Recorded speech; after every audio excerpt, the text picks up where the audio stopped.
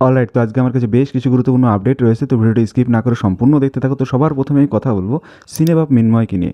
তো রিসেন্টলি কলকাতায় উইন্ডোর একটি ইভেন্ট ছিল, সেখানে অনেক ক্রিয়েটার ছিল এবং সিনেবাব মিন্ময় ছিল।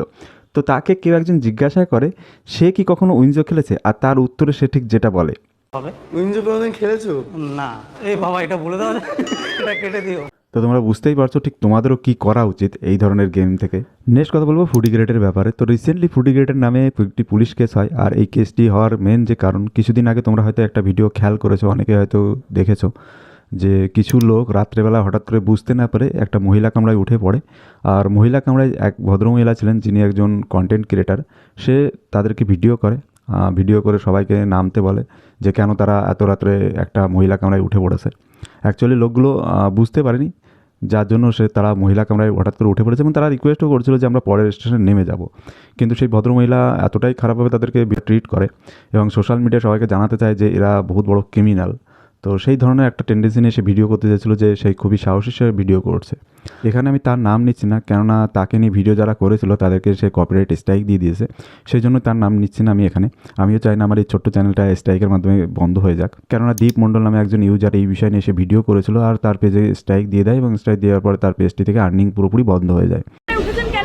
আমার আইডি থেকে এই ভিডিওটার কাউন্টার ভিডিও করার পর 4 মিলিয়ন আপ ভিউ যায়, যেদিকে হয়তো দিদির রিয়েল পোস্টে ভিউ 3 মিলিয়ন সামথিং। দিদির হয়তো বিষয়টা হজম না হওয়ার কারণে দিদি আমার স্ট্রাইক আর কপিরাইট স্ট্রাইক আসার জন্য আমার আইডি 180 ডেজ এর জন্য সাসপেন্ড হয়ে যায়। মনিটাইজ বন্ধ হওয়ার কারণে বুঝতেই পারছো যে আমার আর্নিংটাও বন্ধ। কিন্তু দিদি অন্যের ক্ষতি করে নিজে যে রোজগার করছো সেই টাকা কতদিন হজম করবে? যাক, দিদির হয়তো হজম ক্ষমতা অনেক বেশি, তাই দিদি হয়তো হজম করে নিতে পারে। আমার দিক থেকে অনেক শুভেচ্ছা রইলো, এইভাবেই অন্যের ক্ষতি করে এগিয়ে যাও। আর ফুডি গ্রেডও এই বিষয় নিয়ে আলোচনা করে বলে তার নামে পুলিশ কেস পর্যন্ত করে দেয়। বুঝতে পারছো ঠিক কী ধরনের সে ভদ্রমহিলা। ট্রেনে উঠেছে একটা দিন আনা দিন খাওয়াই মানুষ, গরিব মানুষ, সে ট্রেনে উঠে পড়েছে ভুল করে ওমান কামড়াতে। 3জন মানুষ আছে এবং সেই যিনি ভিডিও করেছেন তিনি কন্টেন্ট ক্রিয়েট করেন, ভিডিও বানান, যাই হোক তিনি সেটা ভালো করে মনে করেছেন এবং সেটা কন্টেন্ট ক্রিয়েট আকারে তৈরি করেছেন। তো আমি কোনো কিছু করিনি, আমি একটা কমেন্ট করেছি, কোনো গালিগালাজ না, কোনো থ্রেট নয়, কোনো ভুলভাল কথা নয়, আমি শুধু বলেছি এটা কন্টেন্ট বানানোর জন্য হয়তো তিনি তৈরি করেছেন। তার জন্য আমার নামে উনি থানায় গিয়ে কমপ্লেন করেছেন। আমি তো অবাক হয়ে যাই, এত বুদ্ধি কী করে পান দিদি ভাই আপনি? নেক্সট কথা বলবো বং রনের ব্যাপারে। তো রিসেন্টলি বং রন তার ইনস্টাগ্রাম স্টোরিতে একটি স্টোরি দেয় এবং তার মাধ্যমে জানা যায় যে তার ইউটিউব চ্যানেলটি নাকি রিমুভ করে দেওয়া হয়েছে ইউটিউব থেকে। ইভেন এখন যদি তোমরা বং রন লাইফস্টাইল বলে ইউটিউবে সার্চ করো, কিন্তু তার চ্যানেল দেখতে পারবে না। আর এখানে সে একটি জিমেলের স্ক্রিনশট দিয়েছে, সেটাতে লেখা রয়েছে Bong Ron lifestyle, we have remove your channel from YouTube. তো বুঝতেই পারছো তার চ্যানেল অলরেডি ইউটিউব থেকে রিমুভ হয়ে গেছে। আর এর হেডলাইনে সে লিখেছে এর পরিণতি খুব ভয়ঙ্কর হবে, এরপর কানে হেডফোন গুঁজতে হবে।